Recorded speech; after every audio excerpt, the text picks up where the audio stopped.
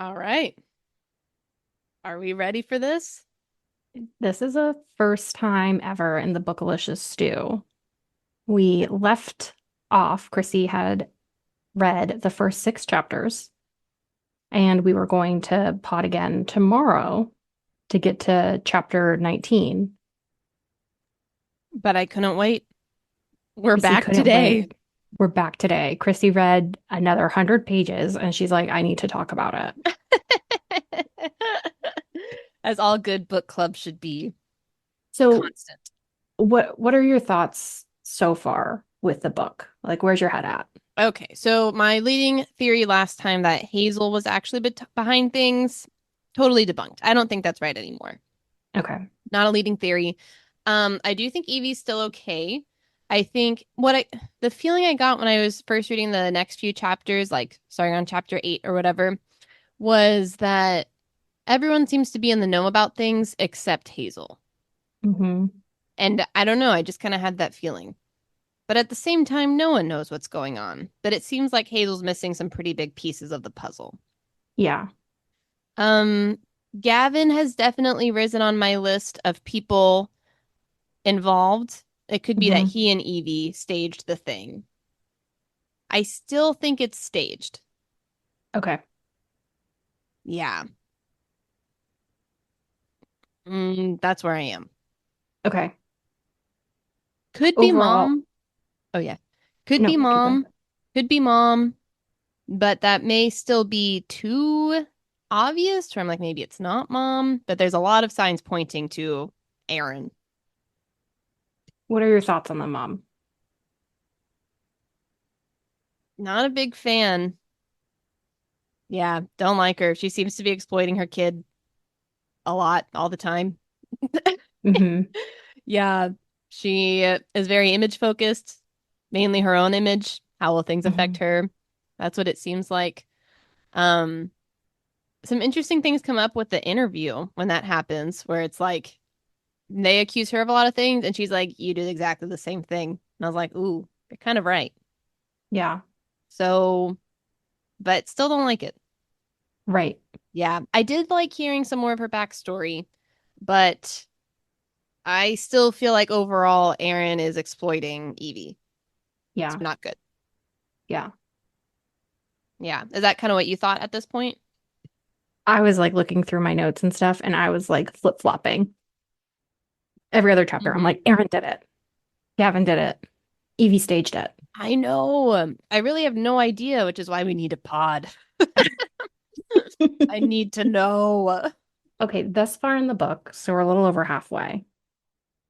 Okay. What rating do you think you're cruising to?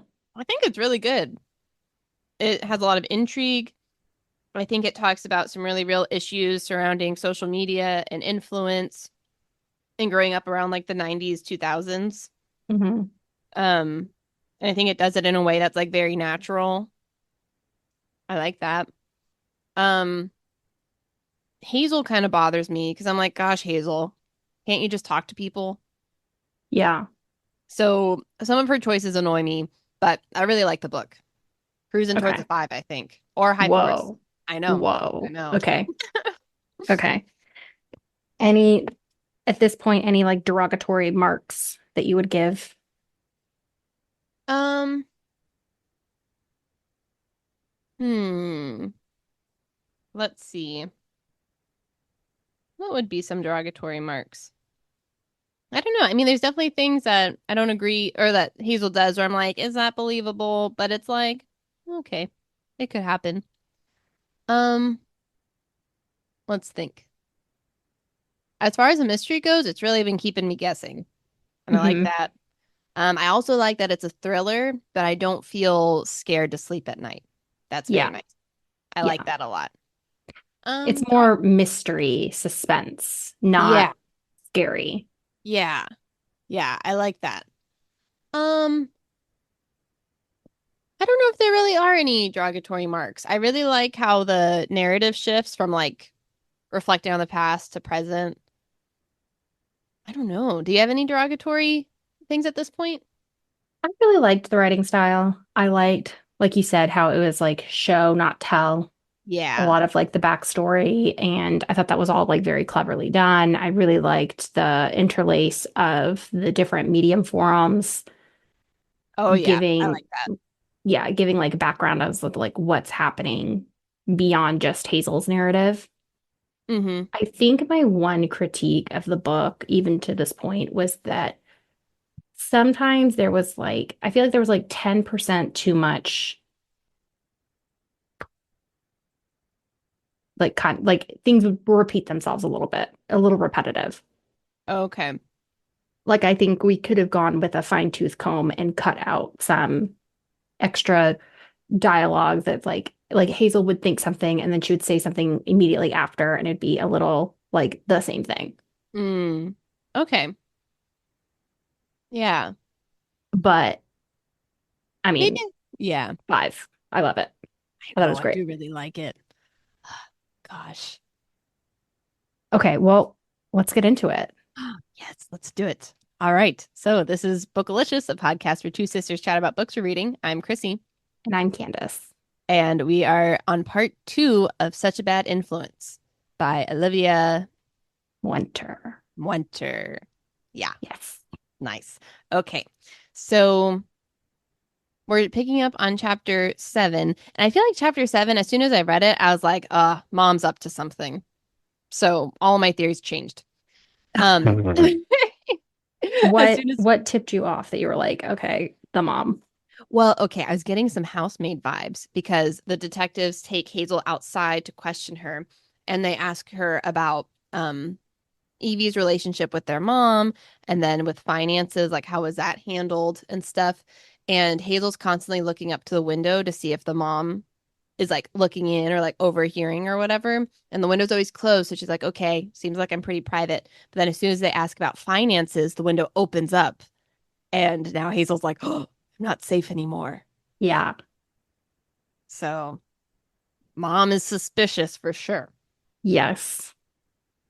Okay, so what are the summaries, I guess, that you have? And then we'll go into them. Okay, so part of the summary was what I just said with the detective, mom listening in. Mm-hmm. Hazel answers all those questions by basically saying it's complicated. Evie's 18, her mom is her mom and her manager. Yeah, of course, there's a lot of emotions. So nothing Mm-hmm. super incriminating. Doesn't paint a rose-colored picture either, though. Right. And then at the end of the chapter, we read the transcript of a true crime podcast that is covering Evie's story. Boom, boom, boom. Oh, I liked it. Yeah. Yeah. And okay, and at the end we they say that someone with an inside scoop on the story is coming on the podcast. I said, "Who is it?" Who did you think it was? I was like, "Maybe Gavin?" Yeah. That's who I most thought. Yeah. It should have been unsurprising though when we find out the answer. Yeah.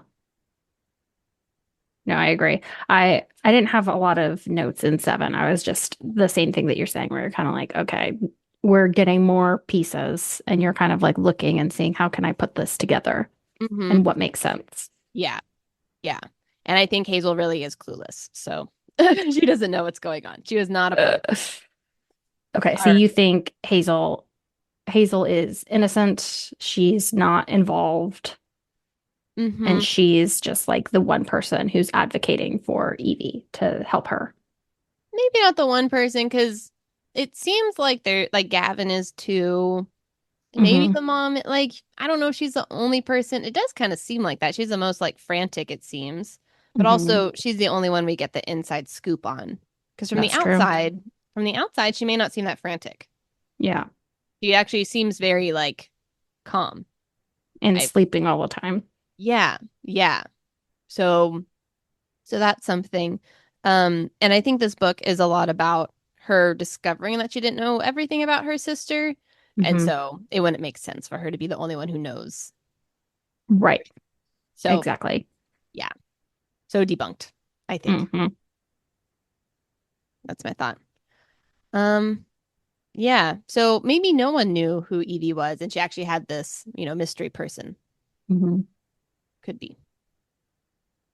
All right, ready for chapter 8? Yep. Okay. So Gavin, Evie's boyfriend, posts a video calling together a search party with or without the police's help. This makes Hazel wonder why, in fact, have the police not already done a search party like this?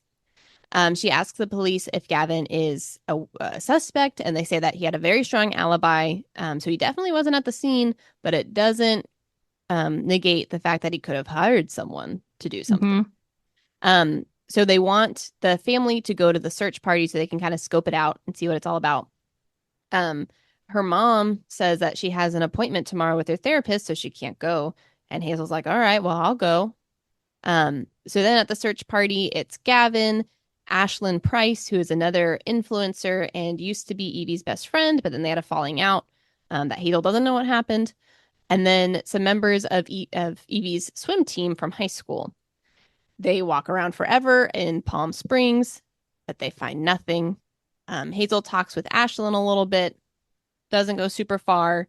There are some things there which we can talk about later. I'm like, why wouldn't you say blah blah blah? But anyways, Yeah. and then at the end of the chapter, we read from Reddit. We read on Reddit from a swim team member saying that the search team found nothing, but the member did see Ashlyn and Gavin fighting in the car before the search party. Hmm. Whoa. Okay. So I had a couple of notes. Hmm. First one is Hazel's like looking at Reddit and the vlogs and like reading everything, and everyone's just like talking about this. And I commented like vultures, where it's like even when Evie's gone, it's like they're still turning her out for content, just getting Yeah, any scraps they can. it's a good analogy, Hmm. man. So the other thing that I had was I found it very interesting at this point that Gavin knew where the car went missing. Right. So I was like, how does he know that? Aaron told him Well, so I said it's definitely the mom and she employed the boyfriend to what? To kidnap her to do the kidnapping. to do the kidnapping. Ooh, gosh, for publicity? Yeah. And he would do it. Yeah, because now he's getting his piece too. Oh, so he's getting publicity and his thing is pranks. Hmm. So this could be the biggest prank ever. I don't know. So you think Gavin's just as bad as Aaron is? I don't And know as bad, but he seemed like the type to me where he could be convinced. hmm, Not mastermind. Aaron felt like mastermind to me. like she could manipulate people without them realizing. Yeah, like Aaron could like come up with the plan, Oh, I see. but and Gavin would go along with it. Hmm. Gavin wouldn't come up with the plan. So did Evie know about the plan? I don't think so. To Oh my make it more God, like legit. that's awful. Like he kidnaps her and then he's like, "Hey, this is just like a prank. Like you're in a hotel now." Oh gosh, that's pretty bad. I know that is pretty bad. That's what I was thinking though. But yeah, could be. Huh. Okay, but I feel like if he wanted to get people off their tracks, I feel like he wouldn't go to the place the car actually was, since that wasn't public information. Well, to me, that was him like messing up, Oh, could be. like not realizing that it's not public information because it's like he already knew it. Oh, yeah, that's a good point. Because there's a line that is written as so funny. Um, it's talking about Gavin. He's trying to go viral, Hazel says, frustrated, as many times as he can.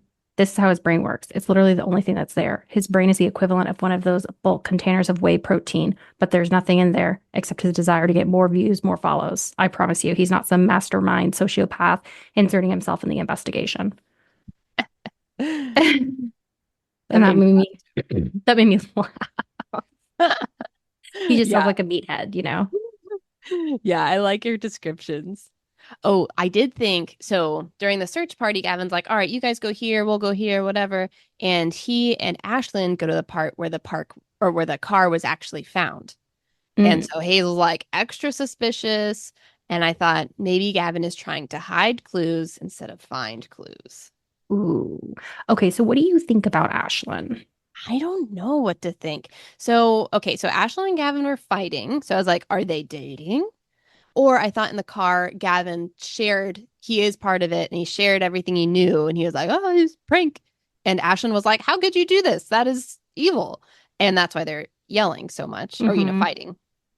Um, so I thought that I, at, I mean, at this point, I didn't know what had happened between Ashlyn and Evie. That was when Hazel and Ashlyn were talking. I was like, why would you pretend to know what happened between them? Why wouldn't you just ask? I was like, who cares? Why don't pretend like you knew everything about her? Just ask. I think Hazel is just so riddled with imposter syndrome Yeah. that like she doesn't want to come across as like not knowing her sister the best. Yeah. I think so. I think she has a lot of identity of, oh, I'm the one who knows the real Evie. Yeah. It's kind of interesting because later when Erin goes on the podcast and they accuse her of things and she's like, you guys are doing the exact same thing. It's kind of interesting because we see that with Hazel and Evie, or just like, influencers in general, where Hazel's like, oh, they're just doing this for like the likes or for the appearance or whatever. It's like Hazel's doing the same thing, Hmm. putting on a front. Hmm. So interesting. Well, I think that's why so many people like to criticize and be so mean because it's like a reflection of themselves, pieces of them that they don't like, Mm. and it makes you uncomfortable because it's like at Hazel's core, she wishes she could be Evie, you know? What I'm She picking wishes up. she could, yeah, she wishes she could be, thin and beautiful and be able to look good in everything and all that stuff. And she wishes she could look like Ashlyn. But Hmm. since she feels like she can't, then she judges them instead. And that makes her feel better about it. Yeah. Yeah, a lot of things come up later where Hazel's like, oh, I got this real job, and hopefully Evie will see it and realize like how awesome it is to have a real job and things like that. Where it's Yeah. like, Okay. I don't know. Right. So there's a couple more comments that I had here. So one is Hazel seems to have a weird fascination with Ashlyn. And I was like, this is weird. You're 30. This girl is 18. Why are you so obsessed with her? Yeah. I mean, do you follow anyone on Instagram where you're like, oh, I feel like we're best friends, but you just follow them?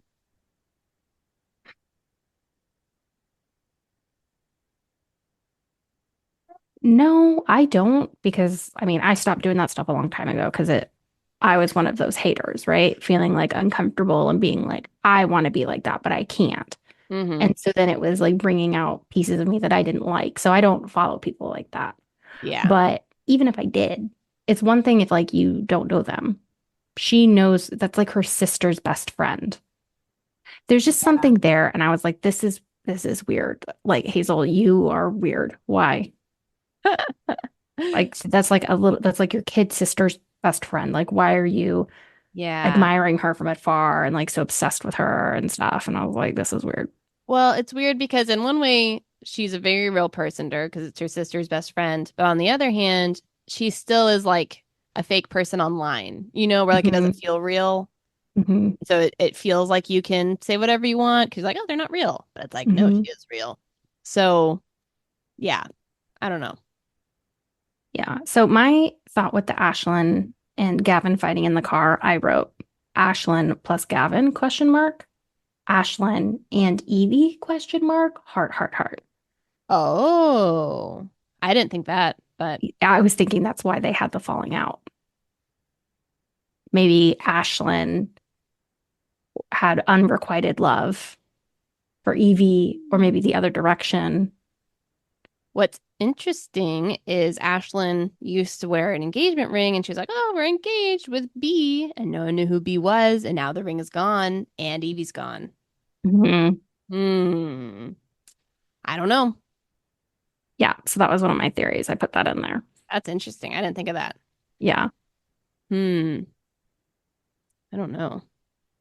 I also thought with Ashlyn, that Hazel feels fooled by Ashlyn because all of Ashlyn's content is like really wholesome and stuff. But then they Hmm. meet and Ashlyn curses and Hazel's like, what? You don't do that.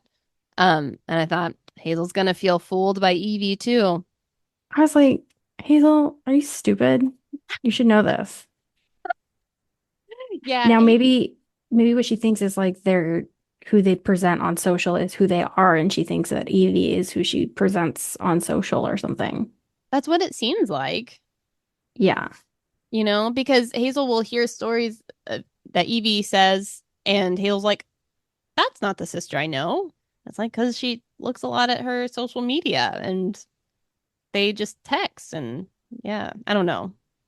Like I think I guess in her mind, since her sister, who she knows is real and does seem so innocent and all the things, kind of aligns maybe with what she's seeing on social media. She's like, oh, well, I know influencers because I know my sister. And so all influencers are who they Mhm. present online. Maybe. Do you feel like Hazel should have been doing more for her sister? Um, I don't know, because from what we see, it's like she does check in. There's a few things that come up, like the push-up bra later. That made me so sad. Where Hazel does like really push back and is like, that was wrong. You shouldn't do that. Yeah. Um, yeah. I mean, I don't know. I guess like at the end of the story, if Evie was in this really terrible place and Hazel didn't know, like, well, maybe she should have done more. I mean, we do see that Hazel, like, towards the end, she wasn't answering Evie's calls because she was like feeling guilty and stuff. And it's like, probably should answer calls, Hmm. But I mean, on the other hand, it's like, well, is she responsible for being Evie's like second manager and like being a buffer between Evie and her mom? Hmm. I don't know. I don't think it's like required. Could be a nice thing. I think it's definitely hard when it's like you're both kids that are in a toxic environment, and it's Yeah. like, how much responsibility do I have as older sibling to ensure your safety when I'm Yeah. trying to ensure my own safety? That's true. I think that's the biggest part of it is like Hazel just needed to be out of there. Yeah. So, yeah. But but on the flip side, it's like you're the only one who knows how bad it is. Mm, So it's kind of, maybe it's not fair or quote shouldn't be, but it's like you are like if you don't say anything, then no one will. And that person will be suffering forever. yeah, I guess that's a good point. Yeah. I don't know. If Hazel were like perfect hero, what do you think she would do in this situation? Or like, when she was in high school? Um, Like, who's the person Evie needed?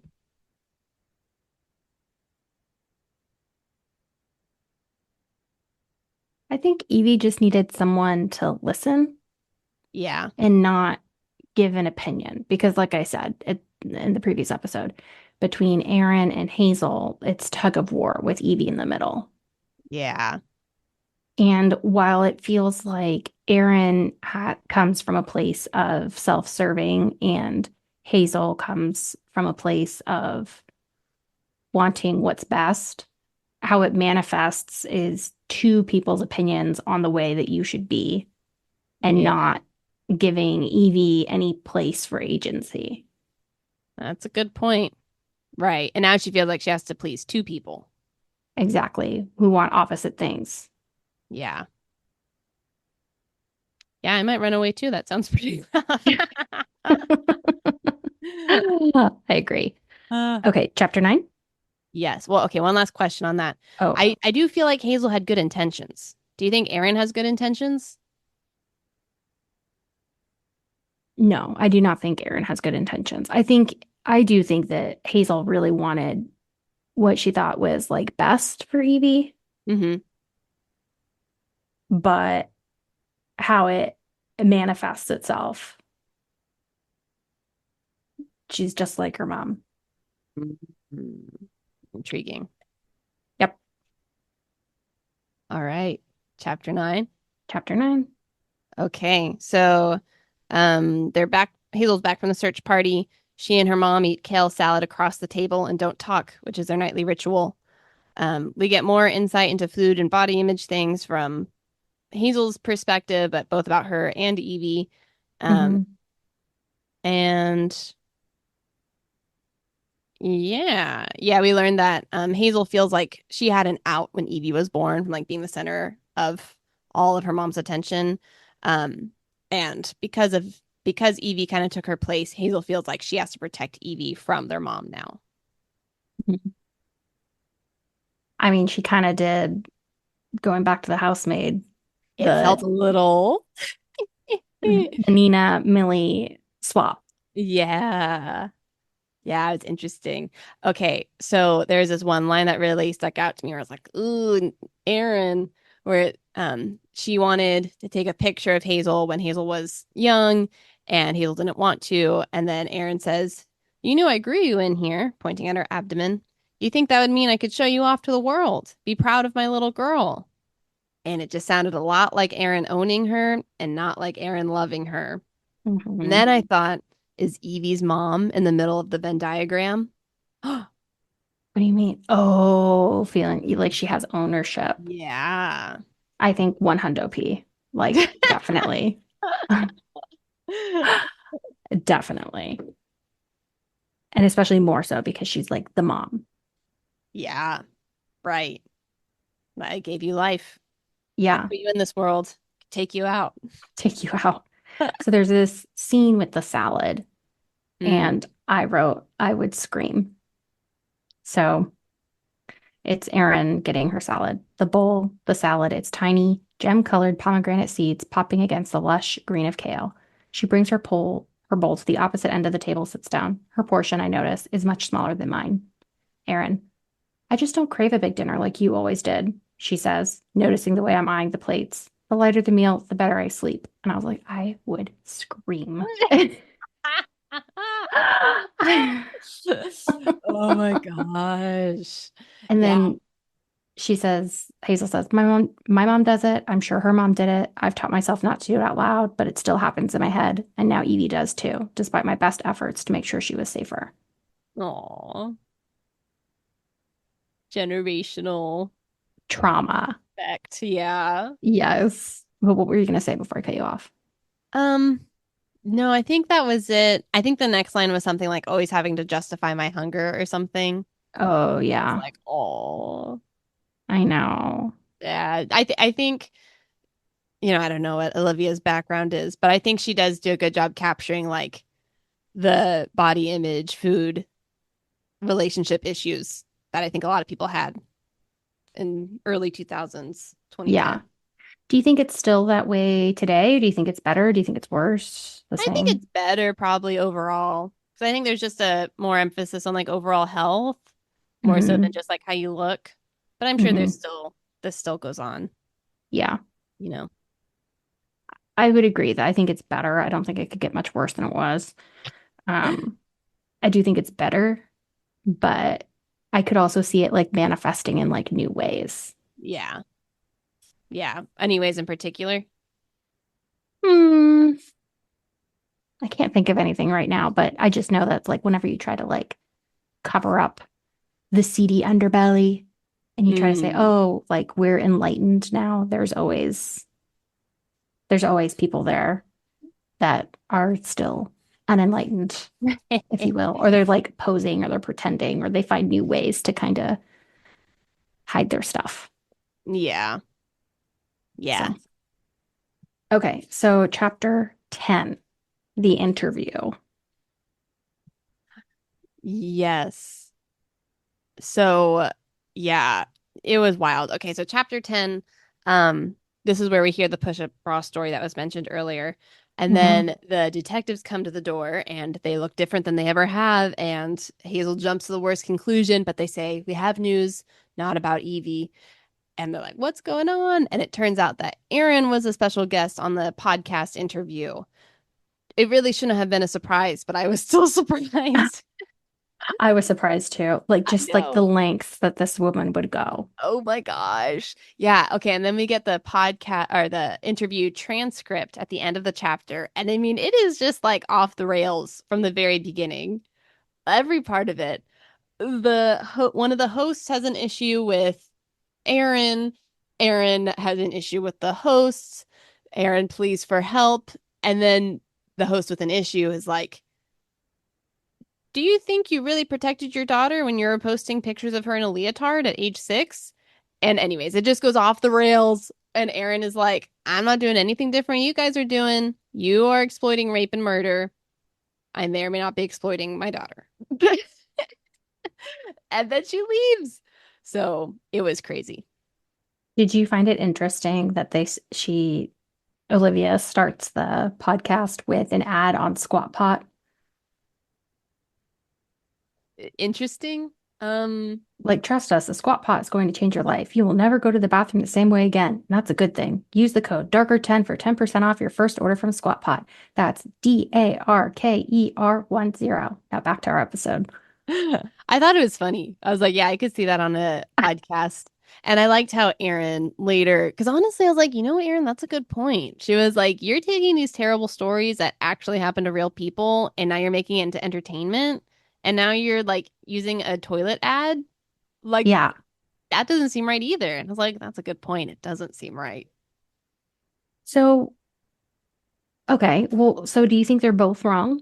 Do you think that you shouldn't use, you shouldn't talk about like true crime or things that have happened in entertainment purposes? I don't know because I don't know. I had never really thought about it before, honestly.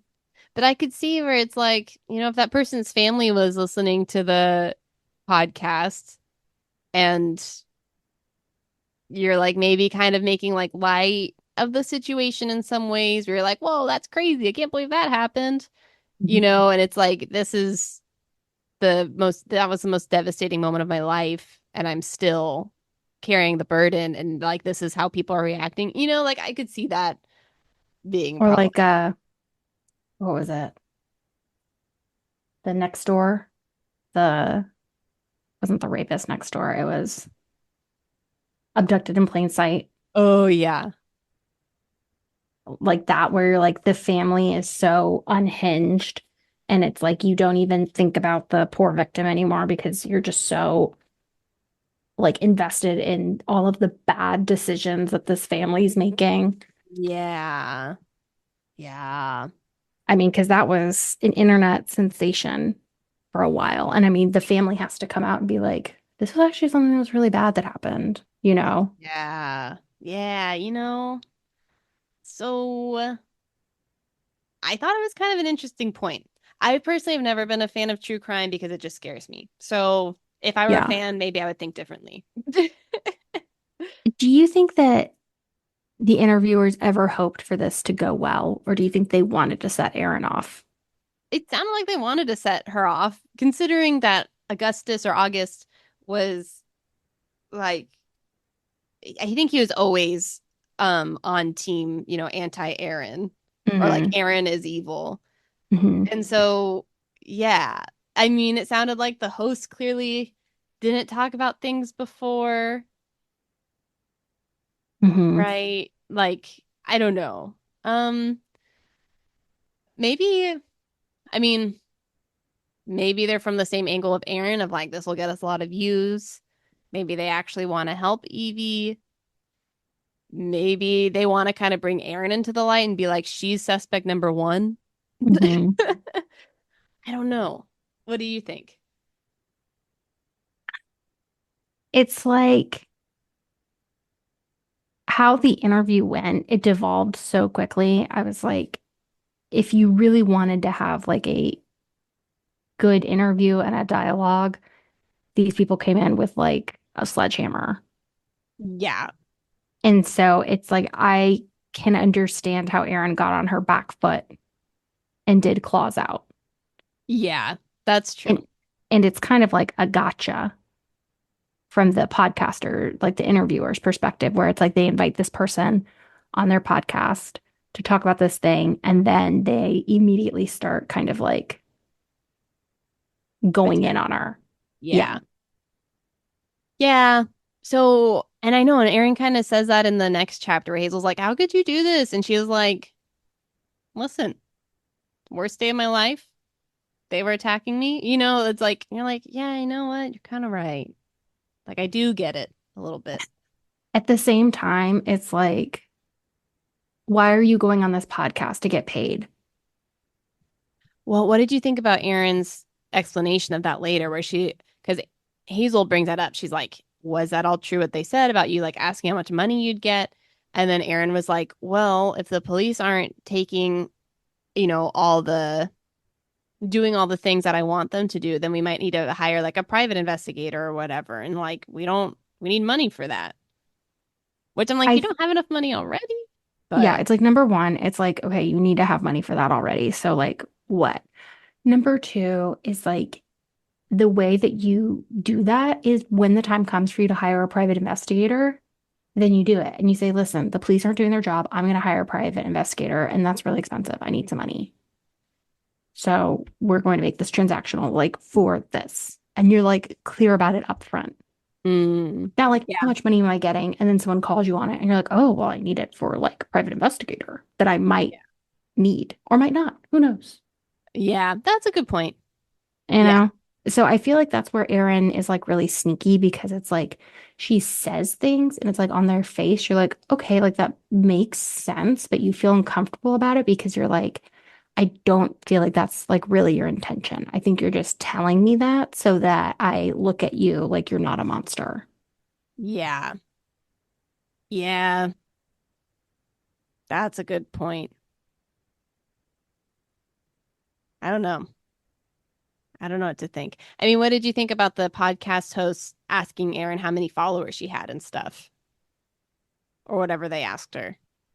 Let me see. What did they ask? So they were like, Oh, when they were negotiating. yeah, I mean, it's like, yeah, they suck too, right? But it's like they don't owe anything to Evie. They don't owe anything to help this investigation. Erin is the mom. She owes it to her daughter, to be coming from this with like good intentions yeah, and to not be potentially derailing the conversation from like, where's the daughter to I'm a monster. yeah. Interesting. Do you think Erin kind of derailed herself? So, like, to boost her popularity? Because she could have handled it a lot differently. I took it as like classic narcissist, where it's like if they're called out, they get nasty. Yeah, That's how I took it. that's I kind of didn't, how I took that as a misstep. I think if she could go back in time, she would do it different. yeah. Okay, chapter 11. Okay, so chapter 11 gets kind of interesting because Erin keeps talking to the police detectives, whatever. They eventually leave, and then Erin comes back out. She's had a glass or two of wine. Then she and Hazel start talking, which is very rare. And Erin actually opens up about her childhood, which she hasn't talked much about.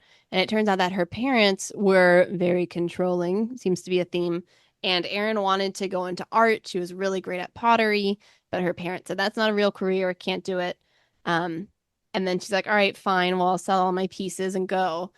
And so she had this plan to go with their dad, they were dating at the time, and go on the road, sell all the pottery, come back, figure out life things.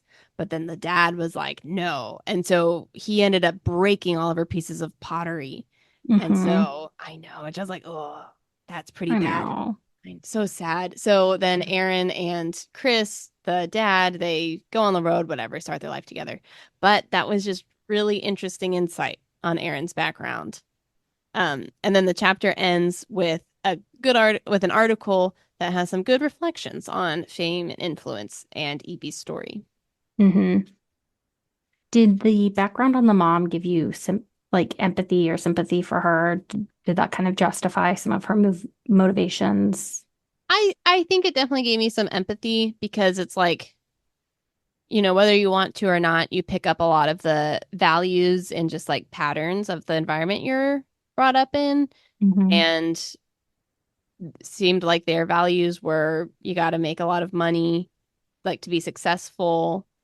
Um, Maybe also like a transactional view of things of their like, we put a lot of money into you, into your schooling, so you should Hmm. output a lot of money and be successful. And Erin says similar things where she's like, I grew you in my belly, so you Hmm. should take a picture for me, you know? And so Hmm. I think we kind of see a pattern of transactional relationships like that. Yeah. Yeah, I agree. I underlined this one part where she's talking about the past with the dad and stuff. And she says, um, I still thought he, her dad, would cool off, that I would prove to him one day that it all made sense, that I was right. I would make him see. And I underlined that and I was like, to me, that's like Erin's mantra. Her chip on her shoulder is like, I need to be successful to prove to my parents that my choice was the right one. Mhm.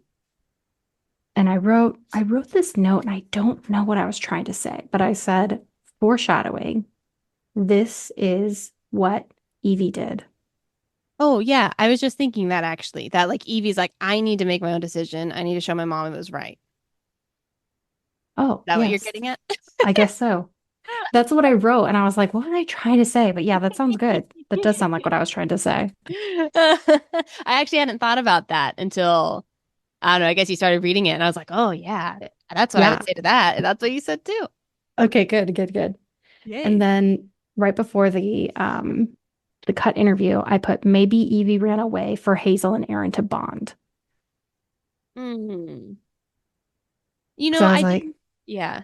I was like, her biggest plight in her life seems to be the tug of war. So I was like, maybe if she ran away, it could like force them to come back together or something. That's interesting. I did kind of think that later when Hazel talks to Gavin, where Evie had or always said like, "Oh, you guys would get along so well together," and like now that she's gone, it's like now they are talking. Right. I don't know. Interesting theory. Hmm. So that was one thought that I had. Yeah, Okay. but I did Oh, have a line here too, where the mom, towards the end of her, sharing and stuff, she says something about how like I know you always thought that I loved Evie more than you did, or more than I loved you. And then she says, Evie needed me no matter what. And you just needed me to be better. And I couldn't handle that. I thought, oh.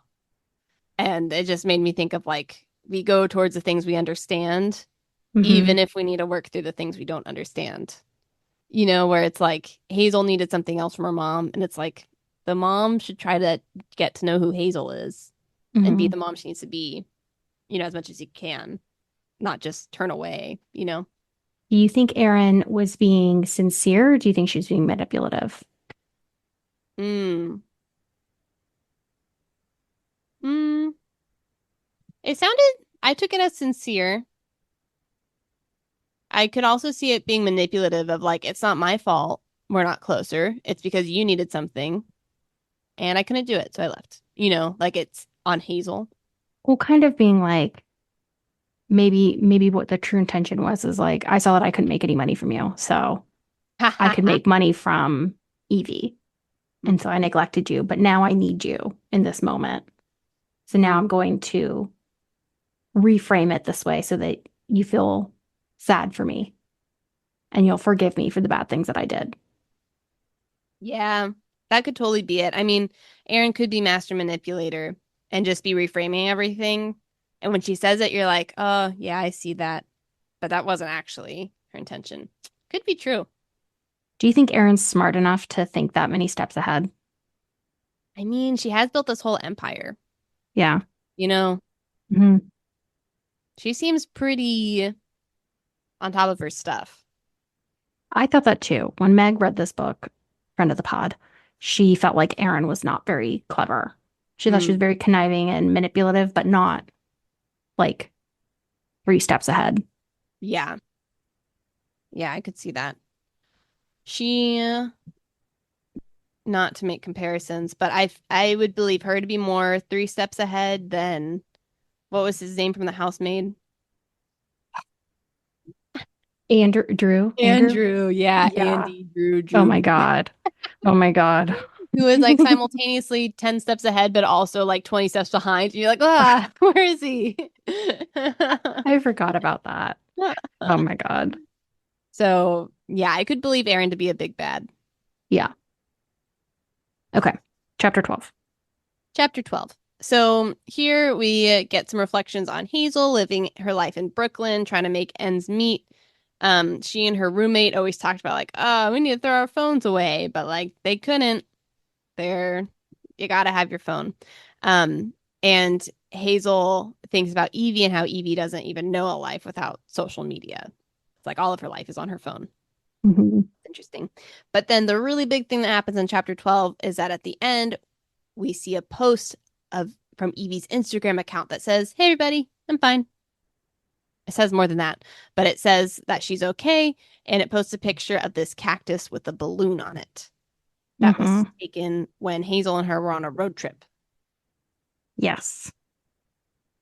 So I had a couple of notes. So when Hazel tells Evie, get rid of your phone, like, what would you do? And she says, I feel like I was living on a different planet. Oh yeah. And then I wrote, she staged it because then when she says that she's returned, she says, I'll see you in the real world. Whoa. That's good. I didn't even catch that. I was like, Um, to me, that was like, she's like trying to send a message to Hazel. yeah. Oh, I think that's really good. Hmm. You're right. Where is she? I don't know. I was like, but she staged it. Area 51. Yeah. Interesting. Yeah. Yeah, I think that's a great connection. And then in one of my notes from chapter 13, I was like, I think that Evie left some unnoticeable clue in that picture for Hazel to find. Oh, yeah, that's a great idea. I do feel like the clues, if Hazel's gonna find Evie, it's gonna have to include the little clues. Yeah, that's what I So, was thinking. Like, I feel like she's trying to, I don't know if she's, staged it or she was in cahoots with someone or what, but she's trying, in my mind at this point, she was trying to let Hazel know, hey, I'm okay. yeah. Yeah, and yeah, I feel like she posted that specific picture because Hazel would know it and it would send some sort of message to Hazel specifically. Exactly. So did you think it was actually Evie who posted it? I think my stage is that I was like waffling between like, did she stage it or is she under duress? Mm-hmm. And if she's under duress, then they're asking her to post it. So she posts, but she's trying to like send a clue. Yeah, But then I'm also like, she staged it. So it's like that doesn't make sense that she's under duress if she staged it. right. Hmm. So I just didn't know. Yeah, I know. I think that's where I am too. Yeah. Mysteries. Mysteries. Okay, ready for chapter 13? Yep. All right. So the police come and they're like, "Great news. She posted. She's totally fine." And the mom, the mom's first reaction is like, "Oh, what will people think of me if she ran away? Now they'll think that I was the person she was running away from and that I'm terrible." And I was like, major marks against Erin. She's definitely the big bad here. Gosh. And then Hazel is like, "Are we sure it's her? How do you know?" And they were like, "We have a source with good confidence. That means she's probably okay." And I was kind of like, that's it. But then it raises a big question of who's the source? Right. Who is it? Do you I, feel like the police were doing a good job? they're kind of presented pretty buffoonery, I feel like, throughout this whole throughout this whole all these interactions. Mhm. They're not empathetic at all. They don't take um Evie seriously. Um they they don't seem to be very comforting. So, and I don't know. I mean, if they actually had a source that said she's okay, it's like I don't know how you trust anything over the phone unless they've seen her. Mhm. Maybe they have and they just can't see it. But I feel like if Mhm. you just get a phone call, I'm like, I wouldn't trust a phone call, Yeah, you know? I Unless wouldn't either. Yeah. I was thinking buffoonery from the police too at this time. Yeah. There's a line that I underlined right before the end of the chapter where Hazel's like talking about her mom. And she's like, my mom underestimated Evie, but I'm not my mother. Even if I've made some bad choices, I'm still not her. It's different. Ooh. I was like, are you different? Yeah, Hazel's gonna feel fooled by Evie and by herself. Yeah. Yikes. Yeah. Like I feel like she does have like good intentions at its core, but it's like I've been saying, how it's manifesting is she's the same as her mom in terms of like not giving Evie agency to be an adult, to have her own choices. Mm. I mean, in some ways she does though, where it's like she sees Evie making choices where she's like, that's not a good idea, but she's like, well, but she's a teenager or whatever. Yeah, so she's not as bad. She's not Yeah. as bad, but in terms of like putting the expectations Pressure. of like, yeah, this is what you need to be doing. Like you shouldn't be doing Yeah. influencer things. And a lot of it seems like it's not really about Evie per se, as just like anti-Aaron. Yeah. Yeah. Anti-Aaron and Hazel needing to prove to her mom that her choices were good. Yeah, Everyone. interesting. Yeah, I hadn't thought about that till this moment. Me either. So it's like the familial pattern repeating. Ah, manifesting in different ways. Hmm. Interesting. It's Very interesting. interesting. Yeah. It's interesting too that if that's, what's happening, that both daughters feel that way, even though they went different directions, Hmm. you know? Yeah. I took it as like you can't escape. You can't escape certain things, Mm-hmm. right? Like you can reject the familial, like what they're doing. What is it? Like you can leave the family business, but you can't escape like the traumas type of thing, you know? Mm-hmm. Yeah. Yeah. Fascinating. Okay, chapter 14. All right, chapter 14. Okay, so this chapter, I really thought it was going to be from Evie's perspective now. It is not. It is from Hazel's. Yep. Yeah. Hazel leaves the house and she's going back to her apartment. Um, and Hazel is reflecting more on, just experiences she's had with Evie. And this is where I was like, Hazel, you don't seem to be listening to Evie very well. Like she's kind of distracted with her own work when she's talking to Evie. Evie is telling her things that she's like kind of putting it down a little bit. Um, Hmm. and this is where we see that Hazel is trying to do all these things and show Evie, like, look, don't you want a life like this? And so Hazel's life has also always been about Evie too. Hmm. And Hazel's like trying to present her life as it's so great and it's so good and it's like a dumpster fire. But she has agency, I guess, on some level. It's like yes and no. It's like she's still in the same rat race that Evie is in, but she's not getting paid for it, Yeah, that's true. you Yeah, know? right. So in the very beginning of the chapter, Erin is being like really nice to Hazel. And she says, baby, she says, her arm gripping me closer. And though I know I shouldn't, maybe it's the exhaustion that makes it so easy for me to settle into the affection for a split second, to let myself be comforted and admit that I need it, or I need her, maybe.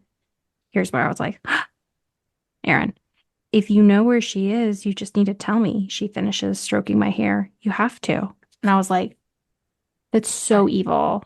Yeah. What? This mom just wants her freaking money. Oh, gross. Yeah, I didn't like that scene either. And And it's like isn't she's there? just, oh, go Hmm. for it. Oh, I was gonna say maybe this was actually in the last chapter because I think it's something.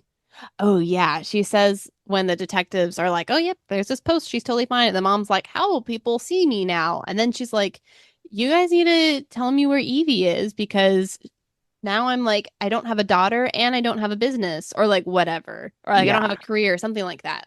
And one, she does have a daughter. Hazel's right there. And two, she is just using Evie for her own career. Yeah, exactly. Not so bad. And it's like she's been withholding affection for to Hazel forever Hmm. until she wants Hazel to do something for her. Yeah. And I was like, oh my God, this mom, like, how did she keep getting worse every chapter? You're like, that's it, that's the bottom. And then it just gets worse. Yeah, no, Aaron is definitely devolving with each chapter, Yeah. going lower on my rank list. Hmm. Yeah. There was a hilarious line. So I guess this chapter it also talks about the internet and how it's like we're all locked in, whether Hmm. we're on it or not. And it says like, even people who get off social media, it's like then their life is kind of weird because if you're like on a date with someone and you try to look up their socials, they haven't posted in a long time. It says, did it make you intrigued or did it make you ask, where were you on January 6th? I thought that was so funny. I feel like Olivia is very funny. Yeah, I cracked up.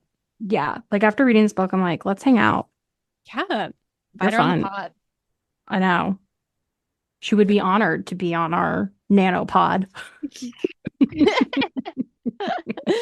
love it. She'd love it. We're all so fun. Yes. So, okay. The my last note was at the end of the chapter, such a bad influence, the gossip writer. Mm.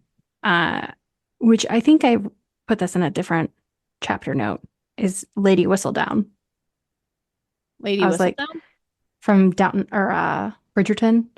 Ah, I haven't seen it. What? Oh my God. Okay. Well, someone will get that reference, but I was like, this such a bad influence person. She's basically Lady Whistledown, like giving out all the hot goss on all Oh. of like the celebrities. But I was like, this is Evie. Oh, like Evie's writing such a I bad think Evie, influence. yeah, I think Evie's writing such a bad influence. What do you I never think? thought I had that same thought. And then later I was like, is Aaron writing it? I I thought think, that too. yeah. I kind of think Evie might make the most sense though. Yeah, I don't know. I I don't know. know. Okay, chapter 15. Yes. All right, chapter 15. Um, so let's see. So this is when she talks to Ashlyn, right? Hmm. Yes. Yeah. Okay. So Hazel's back home and she's like, all right, I should just, start getting my life together. If this is the decision Evie's made, then I guess that's it. Um, and so while she's like cleaning her apartment and stuff, she gets a call from Ashlyn Price, Evie's ex-best friend, and Ashlyn just wants to talk to her. And this is when Hazel's finally like, hey, I don't know what happened between you and Evie last year. What was it? And so Ashlyn tells her that they had a falling out because Ashlyn had noticed that her name started appearing on all these Sabi blog posts and Hmm. such a bad influence, email, newsletters, whatever. And things were on there that were things that she had told Evie, like in confidence. And so she's like, how would anyone else know that? So then she tested it and she said some fake things about herself. And sure enough, it ended up on the newsletter. So, so Ashlyn thought that Evie was writing it and, was like abusing their friendship, throwing her under the bus, all those things. So then they stopped talking. But then we find out that Evie had sent Ashlyn multiple texts at one point where she was like, hey, I feel like someone's following me. Someone's listening in on my conversations. Can you please help me? There's Yeah. multiple texts asking Ashlyn to help her, and Ashlyn doesn't respond. And then Evie goes missing. Ugh. Ugh. I saw that and I was like, Ashlyn, you wouldn't respond? And you wouldn't tell the police this? Yeah. I was like, I feel like you'd respond to that, I you know? know. So, yeah.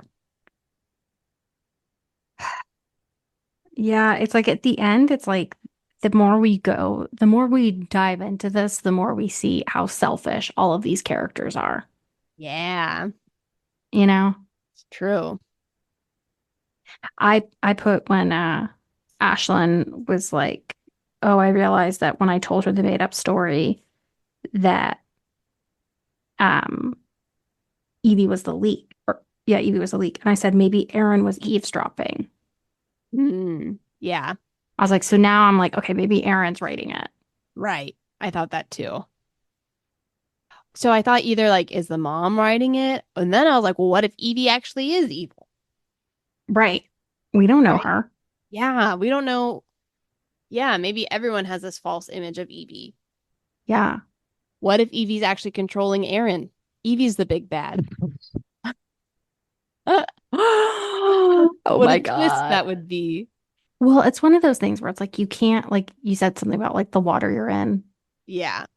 It's like you can't be raised by this narcissist, crazy woman and not pick up some of those tendencies. Yeah. Yeah. We do So, learn in the I think it's the next chapter.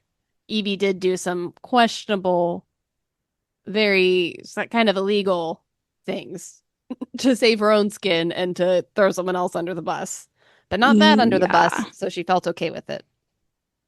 So yeah, so I really like how this book's unfolding because Hazel isn't seeming all in the clear now either, because she, Mhm. didn't answer Evie's calls for a while, and Evie isn't seeming all in the clear now because she's not the innocent person that we had thought she was.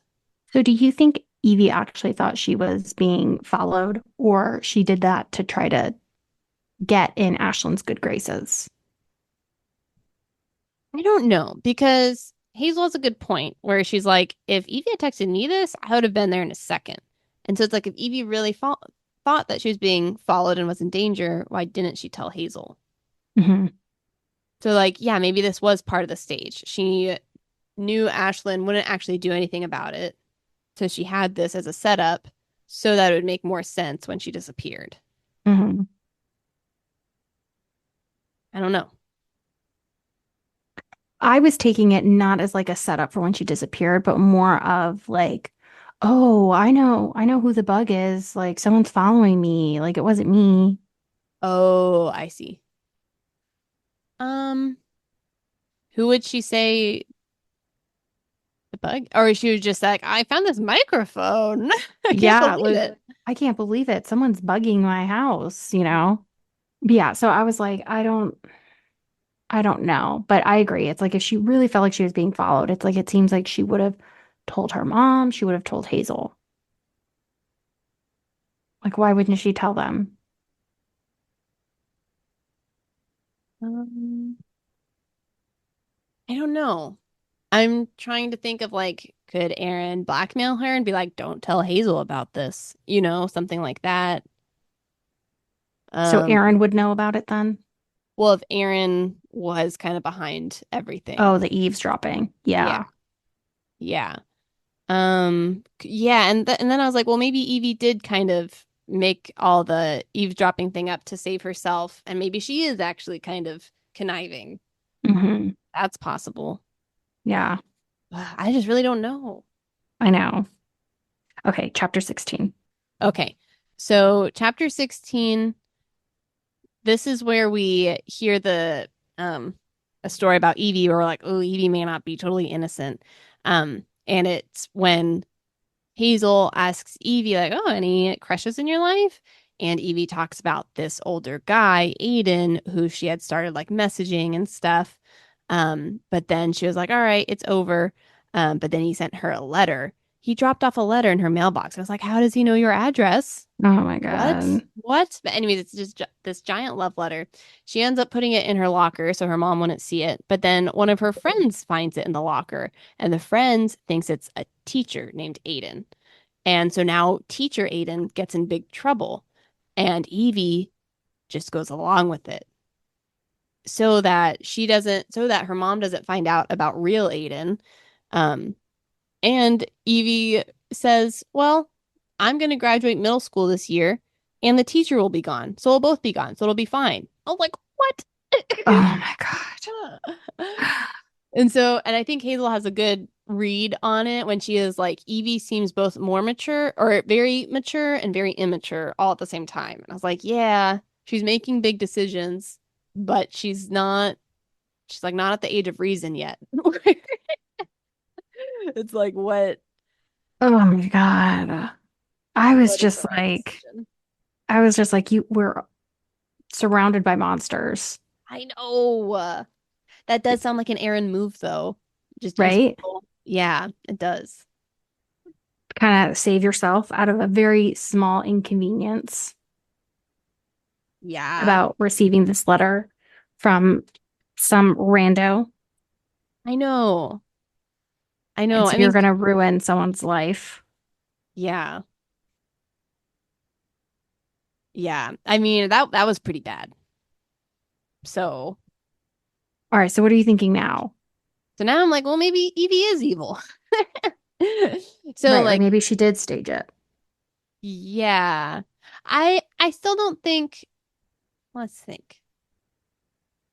Um, Do you I think the don't think, teacher came after her? oh, like that actually was real. Well, the teacher did get fired. Oh. Like he's the kidnapper. Oh, I don't think so. I didn't think that either. Yeah, I didn't even think about that because that was a few years ago, right? Yeah. Yeah. I don't think so, but I mean, I guess it's possible. Let's see. So if Evie is kind of evil, would she stage all this for publicity? That still doesn't feel right. Like I don't think that's actually the reason. Maybe to maybe to like ruin her mom in a Oh. 1-2 punch. Yeah, that could be it. I am getting some like free Britney vibes from all this, where it's like she just needs to be free. She just needs to be free. Yeah, I Yeah. agree. That might be the most likely one. She needs to be free and she needs Aaron to go down. Yeah. Yeah, so that's why she staged it. Did she stage it with Gavin? I was really struggling to figure out where Gavin fit into all of this. Yeah. But I kind of felt like he was in cahoots with someone Because he seemed like so calm about everything or like, just because it seemed like he was like in the middle of it for random reasons. Like, why are you in the middle of this?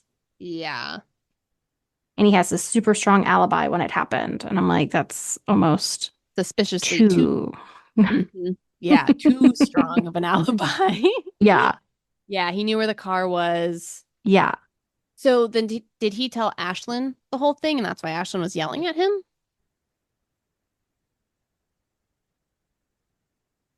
Is Gavin such a behind the blog?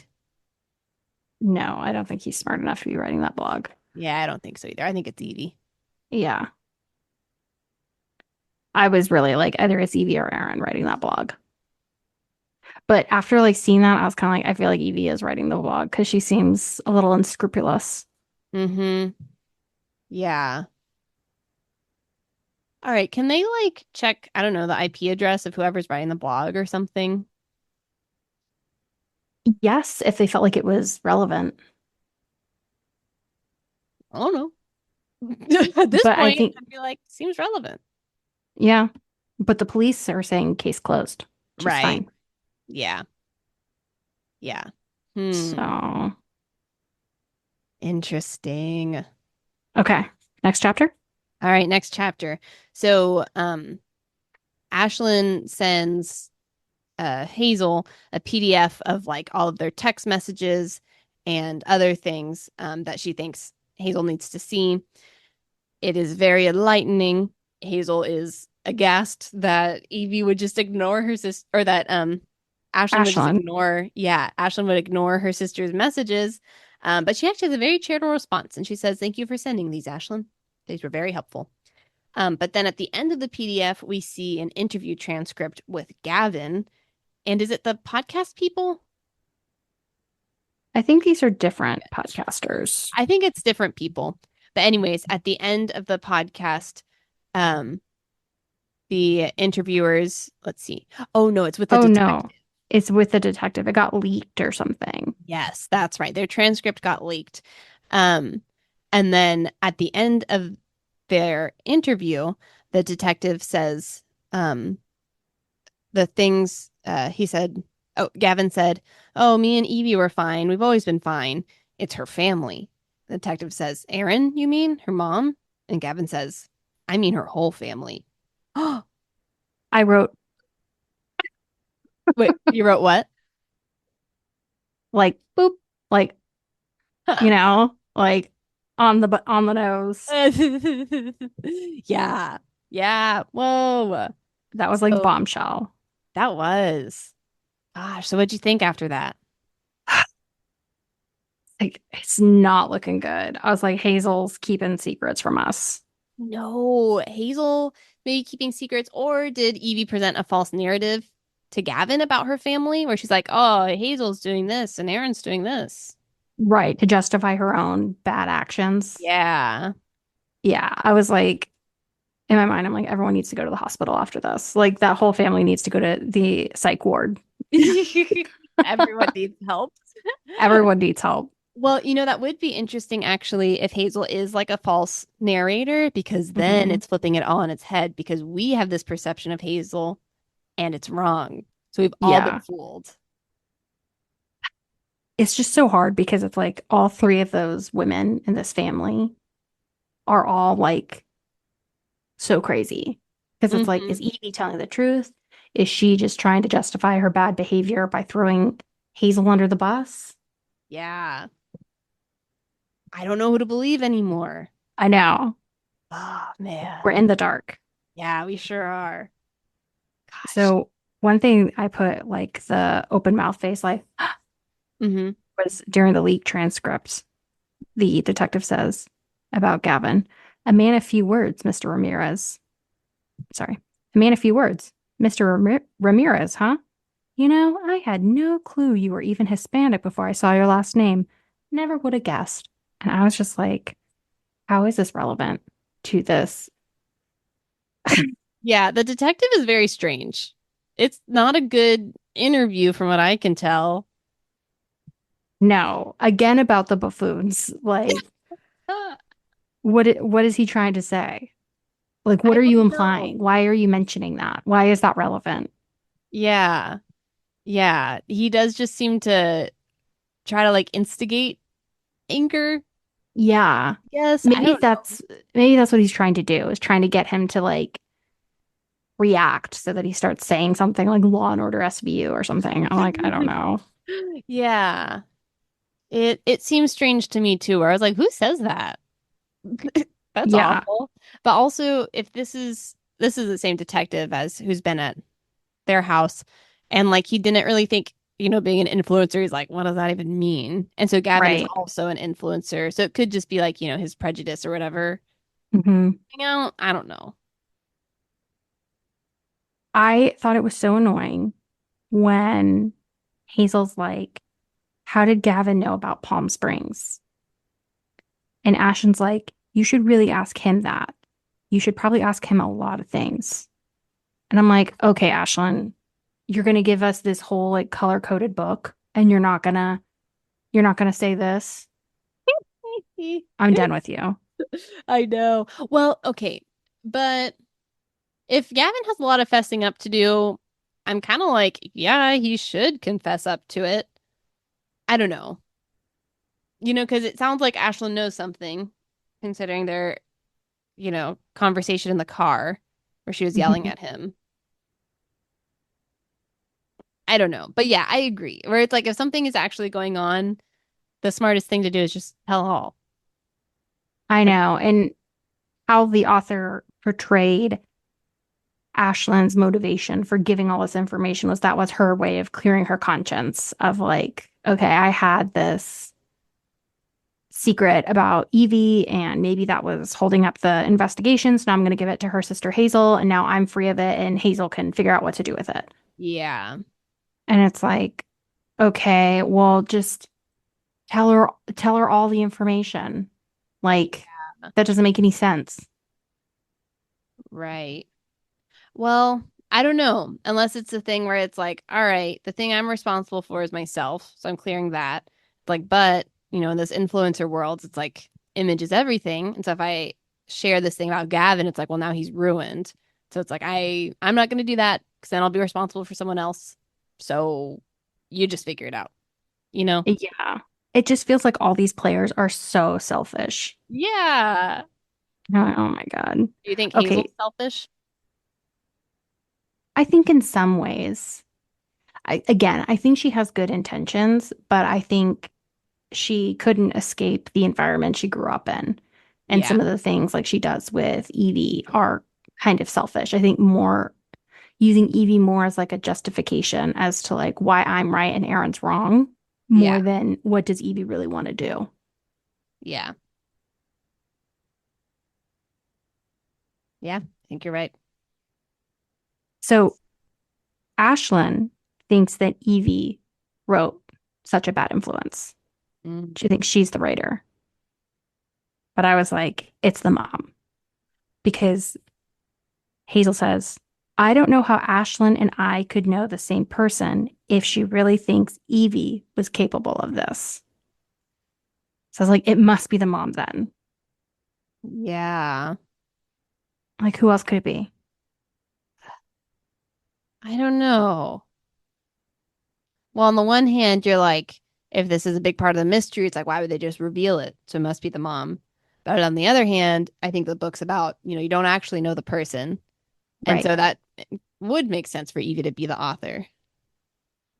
So you still think Evie could be on the table. I think so. Okay. All right. Those were all my notes for chapter 17. All right. Ready for chapter 18? Yep. It's Is the this the last last one I've, one? yeah, it's the last one I've read. All right. Take us Okay. home. So Hazel is like, fine, guess I'll go drive 5 hours to see Gavin since Ashlyn won't tell me anything on the phone. So Hazel makes a drive to Gavin's house. Um, and this is kind of the first time that she and Gavin have ever talked. And Hmm. while she's there, she's like, oh, Gavin is kind of cute. And so she's Oh starting my to kind of God. have, I know, she started to have like these, little crushes on Gavin. And as she's like kind of dreaming about like, oh, maybe we could be together, he kind of shuts it off and is like, so why are you here? And and then she responds, I want to know about the project that you and Evie were working on before she disappeared, because that had Hmm. come up in his interview with the detective. Yeah.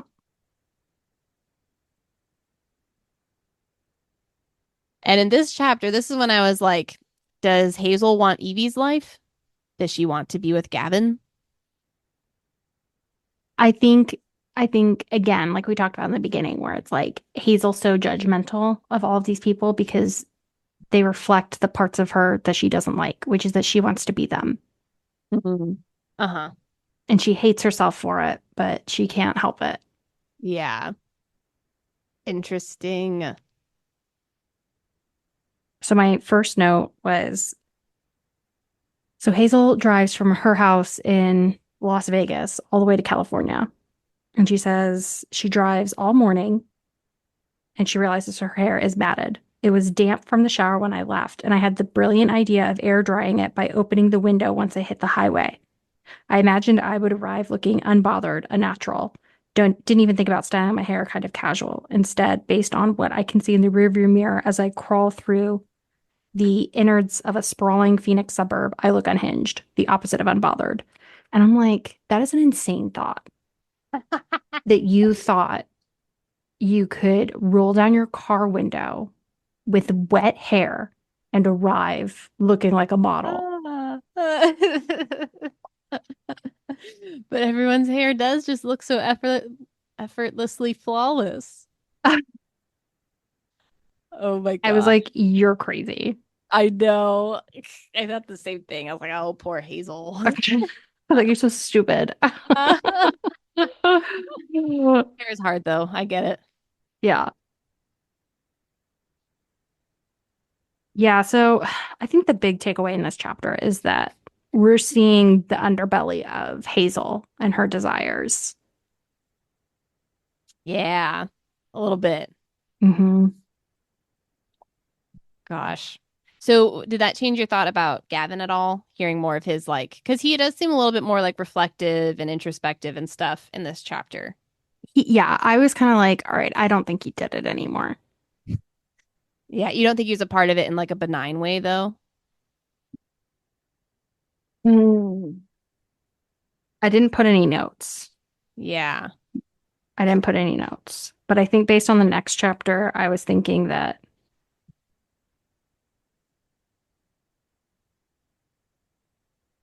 no. I was still suspicious of him, and I was still looking at the next chapter, my notes. I was still like, maybe the mom did it. Maybe Evie did it. I was still flip-flopping. No, it's so hard. I know. Yeah, Gavin definitely seems like smarter though than Hazel let us believe, I think. Yes. Yeah, I agree. So, do you want me to read the next chapter really quick? Or is this a good stopping place? We I can think it's a keep good talking stopping about it. place. Okay, I okay. think it's a good stopping place. All right. So you can just finish the book and then we'll do a three-parter. Oh my goodness. Wow. Okay, any last predictions? I really have no idea. I think Evie's behind it. Um, I think she's in her Free Britney era. Yeah. You think she was trying to run away? Yeah, and maybe also kind of reveal the issues with her mom to the world. Mhm. That could be Yeah. it. Did she actually post the thing? I feel like she didn't, but I don't know. I really have no idea. I know this book really had me guessing. I felt like with The Housemaid, we had a lot of theories. Yeah. And in this one, I'm like, it could just be anything. I know. I really have no idea. I feel like it's like we're 200 pages into this book, and it's like at its core, we don't really have a lot of current information. We're getting a lot of like background information. That's true. And so it's like hard to like figure it out what's happening because there's really no clues. The only clue is that she disappeared and then the police said that she's fine. Yeah. Yeah. I don't know. She left her phone in the car. She had a secret phone though, I think. Oh, yeah. So you think she staged her kidnapping, had her own secret phone, all that stuff. Yeah, maybe. I don't know. Who was the guy? Someone she It's hired? right. Secret lover? I don't know. It's also convenient that it's like she just turned 18 because if she was not 18, the police would have to say where she was to Aaron. That's a good point. Yeah. Hmm. Well, something we hadn't talked about earlier too is that Erin didn't go to the search party because she had something. And it turns out that Therapy. yeah, she had therapy. But that's when she did the interview, right? Yeah. Yeah. Um, and so then at one point, I think Hazel says something like, did she not show up so that the attention wasn't on her, like to kind of get her out of Trail. yeah, off the trail, or like so she's not a suspect or something. It's like Yeah. Aaron could still be a part of it. I just really don't know. I know. It's a good one. It's a mystery. Okay, well, I'm Yeah. excited for you to finish it because I finished it and I was like, I need to talk to someone about this. Oh, good. And I've had no one to talk to about it. Well, I am here to oblige. Ah, well, this was a lot of fun. I'm looking forward to part three. In the meantime, thanks everybody for listening. Hope you enjoyed this episode. Feel free to leave a comment to let us know what you thought about the episode. What are your predictions at this point? Yeah. We want to Yeah. know. If you Yes. liked what you heard, you want to give us a thank you. Five-star review is the best thank you could give. Or an email. We would love to get an email. Oh, we love an email too. Do that Bookalicious.pod at at gmail.com. gmail.com. Mm-hmm. Love it. All right. Well, we'll see you next time. Okay, bye. Bye. Love you. Love you.